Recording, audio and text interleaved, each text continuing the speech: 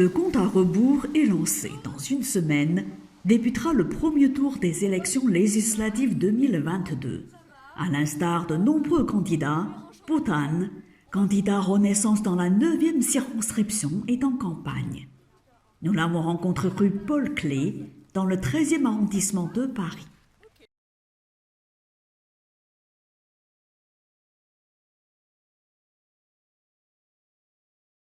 Tout d'abord, en effet, nous avons le 12 et 19 juin une élection qui s'appelle les élections législatives pour élire les députés qui vont siéger à l'Assemblée. C'est très important de participer à ces élections car, comme vous le savez, il y a quelques semaines, les Françaises et les Français ont élu Emmanuel Macron sur un programme. Et il est important qu'ensuite les Françaises et les Français puissent donner une majorité au président pour appliquer le programme pour lequel ils ont voté. Dans le programme qui était proposé, il y a beaucoup de mesures et l'un des enjeux principaux aujourd'hui nous avons, c'est l'environnement justement politique et économique dans lequel nous vivons. Nous avons beaucoup de crises, nous avons la crise, la pandémie, nous avons eu également cette guerre en Ukraine, nous avons beaucoup de choses qui perturbent en fait notre système, notre mode de vie. Et il faut absolument que Emmanuel Macron puisse, comme il a fait par le passé, gérer cette crise. Et donc il faut lui donner les moyens de gérer cette crise. Dans le programme d'Emmanuel Macron également, il y a beaucoup de sujets qui intéressent beaucoup les Français en général et en particulier peut-être la population d'origine asiatique, qui sont par exemple la sécurité, l'éducation, l'accès aux soins par exemple. Beaucoup de ces sujets-là parlent beaucoup aux Français d'origine asiatique, mais également aux Français tout court.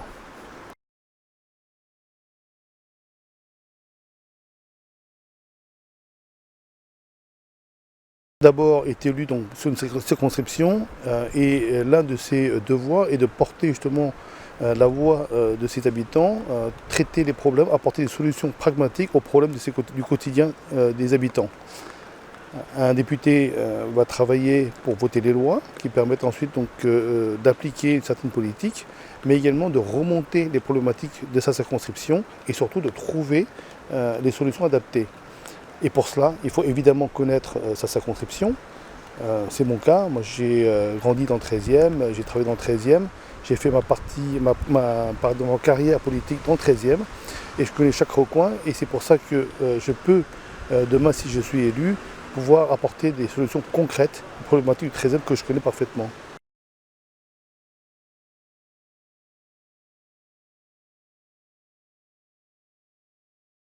Les Français aujourd'hui sont préoccupés par le pouvoir d'achat, par l'enseignement, par la sécurité, par les problèmes liés au logement. Et ces problèmes-là également se retrouvent dans le 13e. Ce sont également des sujets qui intéressent beaucoup les habitants du 13e arrondissement et nous travaillons dessus. Nous avons déjà proposé certaines mesures pour contrer, pour apporter une solution et nous allons continuer donc, à renforcer ces mesures. Par exemple, nous avons déjà beaucoup travaillé pour dynamiser l'entreprise, pour réduire les coûts de production, pour également réduire le chômage. Vous avez vu qu'aujourd'hui, nous avons en France un taux de chômage qui est le plus bas depuis 37 ans. Nous avons un taux de chômage très bas également chez les jeunes. Alors je dis 37 ans, c'est pas tout à fait ça, je crois que ça fait 15 ans qu'on n'a jamais eu ce taux de chômage aussi bas. Et aujourd'hui, nous devons continuer à améliorer encore les performances de nos entreprises, réduire les coûts de production, réduire l'imposition. Nous avons supprimé aussi, par exemple, déjà la taxe d'habitation. Nous allons supprimer la redevance audiovisuelle. Nous allons également apporter plus de soutien aux personnes en difficulté. Nous allons par exemple indexer dès cet été les retraites et également porter les retraites minimales pour une carrière complète à 1 100 €. Voilà, beaucoup de mesures. Nous avons également commencé déjà à aider l'enseignement en dédoublant les classes dans les petites sections. Nous allons continuer, nous allons également renforcer l'enseignement des mathématiques en première dans le tronc commun. Nous allons apporter également plus de sport pour équilibrer également. Je pense que le sport est très important pour chaque élève, également pour la prévention. C'est un enjeu important sur lequel nous allons continuer à travailler. Et la sécurité aussi. Et là aussi, nous avons déjà voté l'embauche de 10 000 policiers et gendarmes. Notre objectif est de doubler la présence policière sur le terrain et nous allons continuer à investir dans ce domaine pour que chaque Française et chaque Français puisse vivre en sécurité chez lui.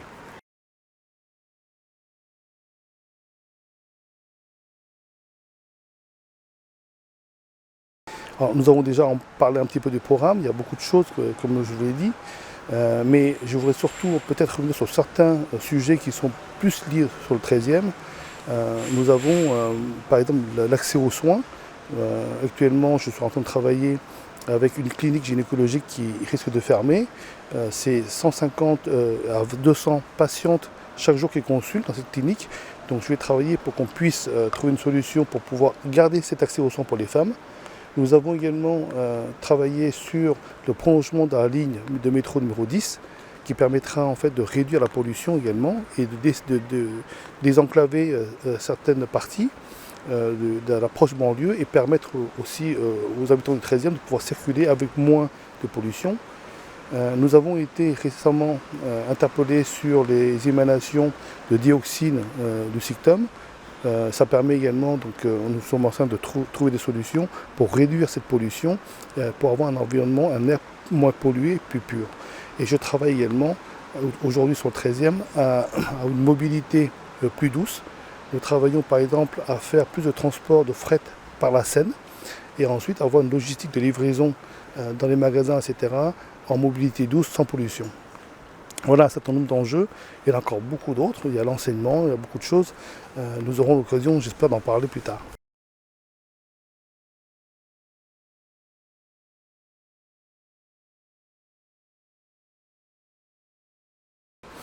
D'abord, je voudrais dire à cette personne agressée et sa famille que, évidemment, nous sommes désolés que ça arrive, même s'il n'y a qu'une agression, c'est une agression de trop. Et nous travaillons dans cette optique de réduire vraiment et si possible supprimer ces agressions. Alors, je vous ai parlé tout à l'heure du dédoublement de la présence policière sur le terrain.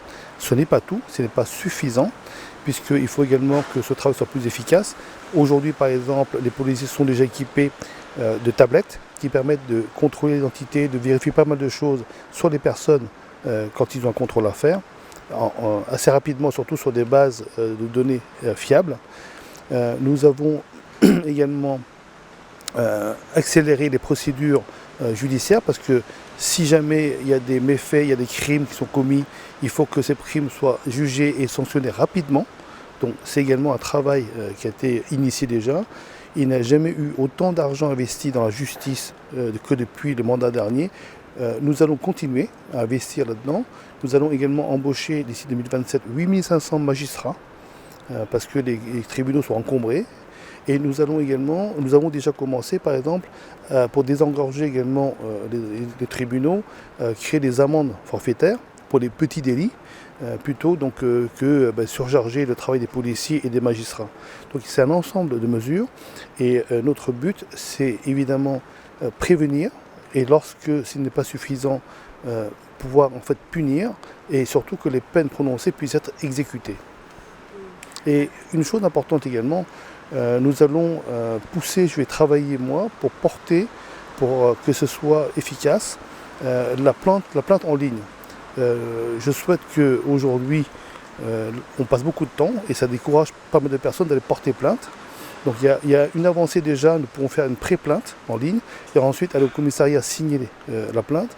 Et ce sur quoi je souhaite qu'on puisse arriver rapidement, c'est une plainte totalement en ligne, pour évidemment des délits moins graves.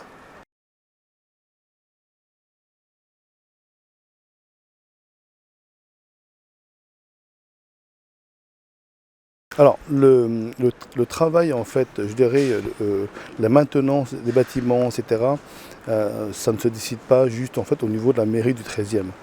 Idem, c'est-à-dire que s'il y a des travaux à prévoir, par exemple dans les immeubles privés, ce sont des privés, les immeubles de la ville, c'est des organismes de la ville, la voirie, c'est encore un autre service. Donc en fait, ça ne se passe pas vraiment, on ne décide pas comme ça. En revanche, il y a évidemment un plan d'investissement qui est prévu. À mon sens, pas suffisamment et à mon sens trop lentement. Et j'invite d'ailleurs les habitants du 13e qui ne sont pas satisfaits à le faire savoir. Nous pourrons travailler ensemble également avec l'État. Donc il y a la ville, mais il y a l'État également. On peut voir comment on peut inciter la ville à aller plus vite. Et je serai évidemment aux côtés des habitants qui le souhaitent pour porter leur volonté, leurs souhaits et appuyer leurs demandes auprès de la mairie.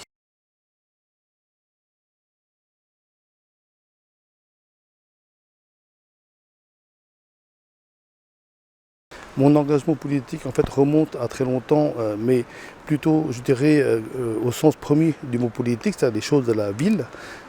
Et j'ai été engagé très jeune dans la vie associative. Donc j'ai fait beaucoup de choses avec les jeunes, pour les personnes âgées, pour les personnes jeunes. Et c'est comme ça que petit à petit, en fait, je me suis intéressé à la chose publique. Et c'est en 2008 que j'ai démarré, je dirais, officiellement ma carrière politique en étant élu dans le 13e, dans cet arrondissement, et en étant adjoint au maire en charge du commerce et de l'économie. Ensuite, en 2014, j'ai été élu au Conseil de Paris, et ce n'est qu'en 2017 que je suis arrivé à l'Assemblée nationale avec la confiance donc, du président Macron.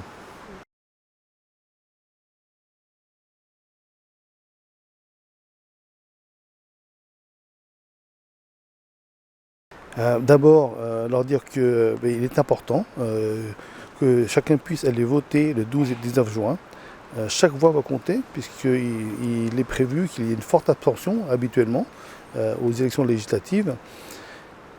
Si nous ne donnons pas une majorité ferme, claire à la majorité présidentielle, le programme pour lequel les Français ont voté ne pourra pas être appliqué. Et si nous avons en face de nous, dans l'opposition, des députés qui pourront pendant toute la mandature bloquer le fonctionnement de l'Assemblée, on ne pourra pas avancer.